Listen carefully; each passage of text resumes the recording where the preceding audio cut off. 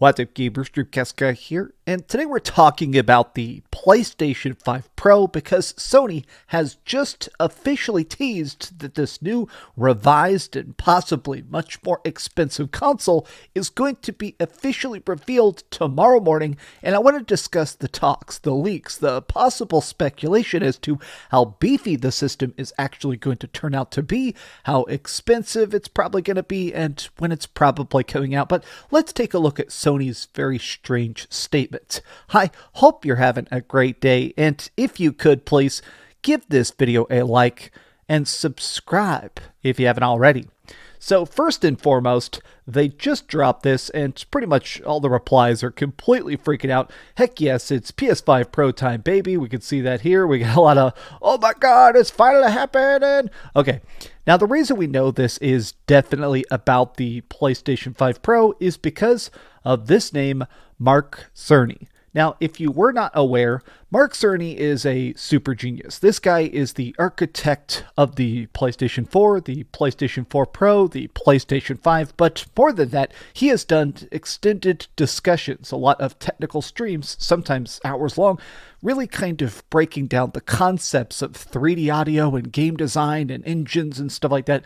The dude is playing chess while everybody else is playing checkers, but the reason I'm hoping this is better than the reveal of the PlayStation 4 Pro that we got 10 years ago or however long ago now is because the PlayStation 4 reveal trailer, this was it. This is the PS4 Pro reveal trailer. They literally just went, hey man, look, it sure is a thicker PlayStation. It didn't really break down what's so good about it, but that stream was obviously like 60 seconds long. So the fact that this time they're actually having Mark Cerny during the reveal actually explain what's new, what's different, I am definitely curious about this. Now, happening at 8 a.m. as well, bit of a strange move. I think it's clear that they're trying to make sure that people instantly are ready to pre-order this thing. I do think that when they reveal it, they're going to just say, pre-orders, here's the price.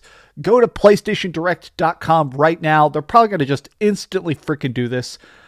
I'll make you guys a deal. If this video gets 2,000 likes, I'll stream the reveal. Although the second the reveal is over, I'll have to sprint out the door and go pre-order a PlayStation 5 Pro, probably. But the other part of this that gets me extremely excited is because this is apparently what the system looks like. This is a 3D render. It's not like an actual photograph of the PlayStation 5 Pro, but a lot of people who have managed to see the internal documents say this is 100% accurate, including these black racing stripes. Apparently this is so that if you buy side plates for the PlayStation 5 Slim, they're interchangeable with this, meaning that if you're one of those people that bought like a custom skin, so the plates are purple or red or whatever, you can put them on your PlayStation 5 Pro.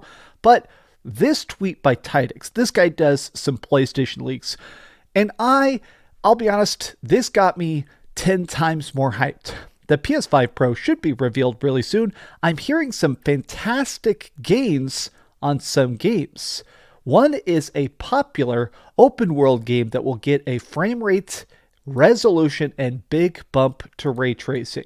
Now, this is vague as heck, but it is assumed there has been some rumblings that one of the games that perhaps could be in the PlayStation 5 reveal trailer is going to be a pro version of Final Fantasy VII Rebirth. Now, I loved that game. A lot of people loved that game because it was so big, it's so long, it's so crazy, filled with mini games and stuff like that, but the singular criticism that pretty much every single person I've talked to that played that exclusive PS5 game has said is the fact that whether you play it on graphics mode or performance mode, which is like obviously the better frame rate mode, it always feels like a hardware pusher. Now, I feel like people don't even say that term much anymore, but there used to be games that were at the actual physical limit of what a system could handle. And FF7 Rebirth, it's one of those games where it is as much juice as you could possibly squeeze out of the PlayStation 5. They're squeezing it. So the fact that this is possibly going to be the game that is going to get a significant bump graphically, ray tracing, resolution-wise, that immediately sounds good. But here's the other part of it that I think is going to be very interesting tomorrow morning is another game is one that just got released that really needs it, Can't wait to see how PlayStation shows it off. So there have been some rumors that perhaps we're going to see something like Black Myth Wukong, which is currently the biggest game on the entire planet. There is talks about how Black Myth Wukong, it isn't really 60 FPS. Like if you played on PS5, it certainly looks good, but it's apparently doing some like funny, finicky background stuff where it's actually creating like fake frames to make a smoother image. It's kind of like motion smoothing for consoles, and a lot of technical analysis say that it just doesn't look as good as it's clearly supposed to. So the fact that we may see a patch for Black Myth Wukong, I think that's what they're hinting at here.